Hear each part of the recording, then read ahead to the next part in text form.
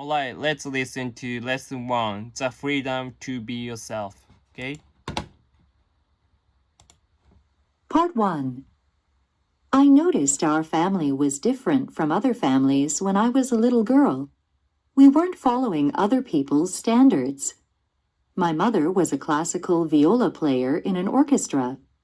She had a hard time because in Japan back then, it was unusual for a woman to have her own career.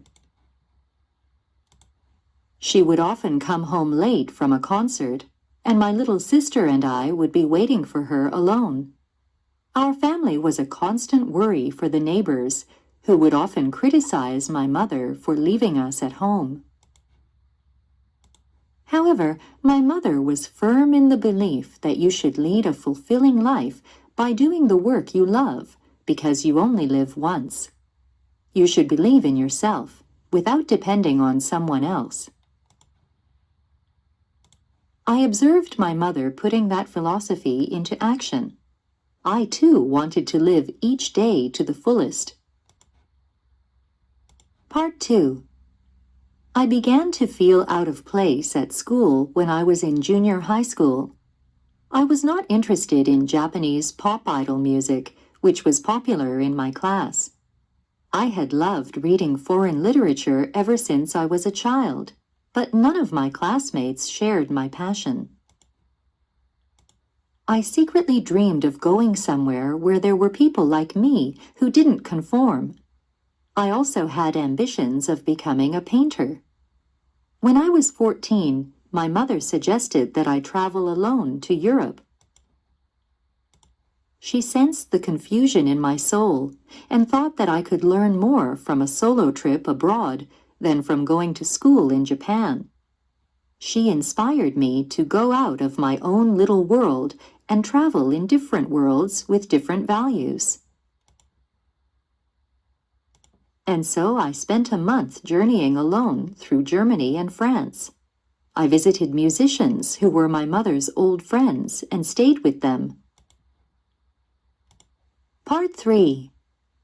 My European adventure was a turning point in my life. One day during the trip, I was at a railway station. I noticed that an old man had been doggedly following me.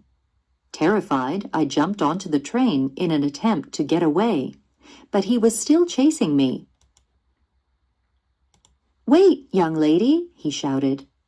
He had mistaken me for a runaway and was worried about me.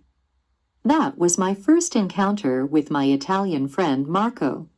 We kept writing to each other after I returned to Japan. When I was in high school, I was worried about what to do after graduation. Marco made a suggestion. "If you're still interested in becoming a painter, why don't you come to my country, Italy, the home of the arts? You can immerse yourself in its culture and history. You're still young. Try to enrich your precious time." While it was a difficult decision for me, my mother strongly encouraged me to go. "It's a great opportunity. Grab it," she said. What you do with your own life is up to you, I realized. Marco was a ceramic artist and always lived to the fullest. Spending time with him in Italy, I was impressed by his free way of living. Part 4. There have always been people in my life, like my mother and Marco, who knew their own minds and lived on their own terms.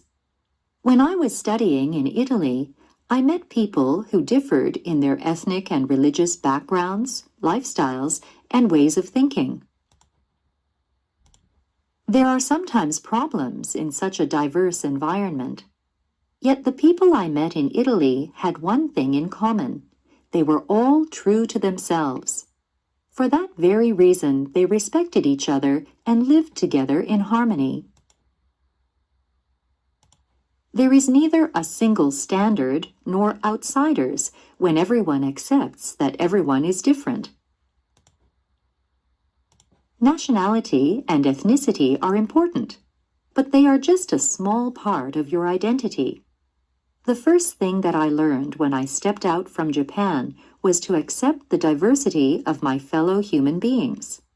That lesson has become part of who I am. There is no one else in the world like you. You can enjoy life to the fullest with what you were born with. Don't let others limit your possibilities. There are an infinite number of paths you can take, and the entire world is your stage. Once you realize that, you will attain true freedom. Okay, study hard. See you soon. Goodbye.